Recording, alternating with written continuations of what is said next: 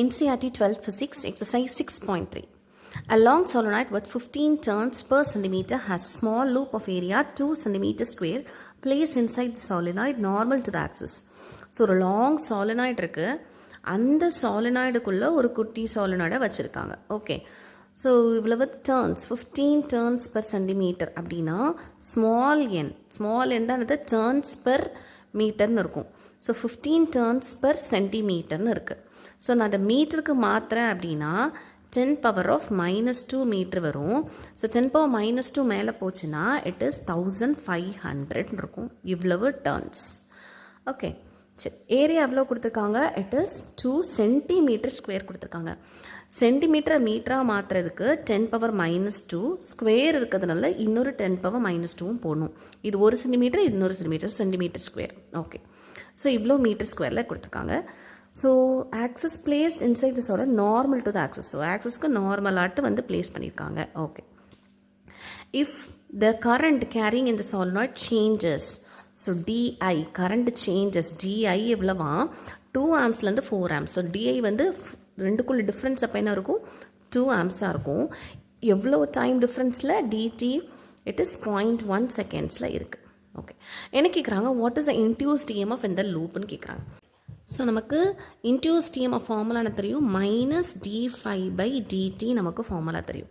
அதுலேயும் ஃபையோடைய வேல்யூ நமக்கு என்ன தெரியும்? பிஏன்னு நமக்கு தெரியும். ஓகே, பட் பி வந்து கொஷனில் இல்லை. ஸோ பியை நம்ம எப்படி சால்வ் பண்ணிக்கிறது? நமக்கு ஒரு சாலினாய்டு தானே உள்ளே நுழைக்கிறாங்க. ஸோ நமக்கு சாலினாய்டு மேக்னெட்டிக் ஃபீல்ட் அந்த சாலினாய்டு நமக்கு ஃபார்முலா தெரியும். இட் இஸ் μ0NIன்னு தெரியும்.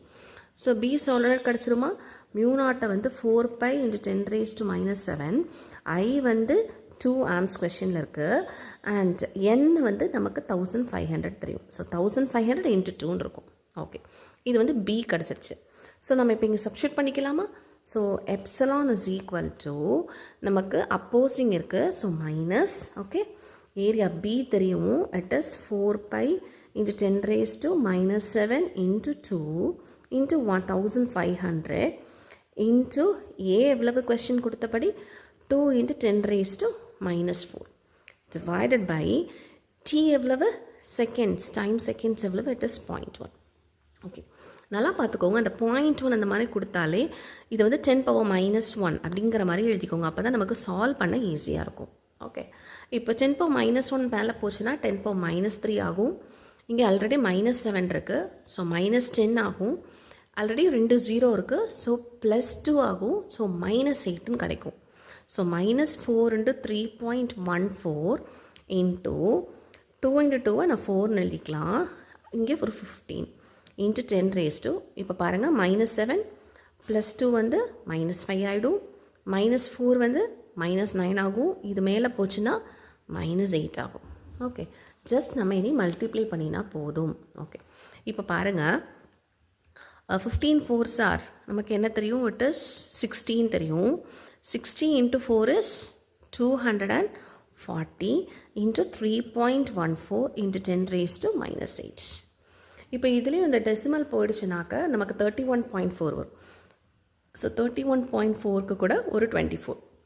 ஸோ என்ன வரும்? 16 5 12 8 2 கரெக்டு தானே? 15 5 12 8 next 2 next 6. so 6 5 next 10 next 3 4.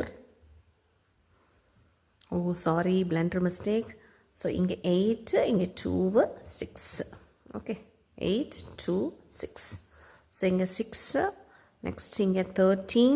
okay, அடுத்து இங்கே 5 next 7. okay, 2 decimal ஒரு டெசிமல் பாயிண்ட்னால இங்கே எப்படி வரும்? So it's is equal to நமக்கு என்ன கிடைக்கும்? 753.6 × 10⁻⁻8. நமக்கு எப்போவுமே 7 பாயிண்ட் மாதிரி எழுத சொல்லியிருக்கேன். ஸோ 7.536 × 10⁻⁻6ன்னு கிடைக்கும் வோல்டேஜ். ஸோ இதை அப்ராக்சிமேட் பண்ணால் 7.54ன்னு எழுதிக்கலாம். 10⁻⁻6 வோல்டேஜ். ஓகே.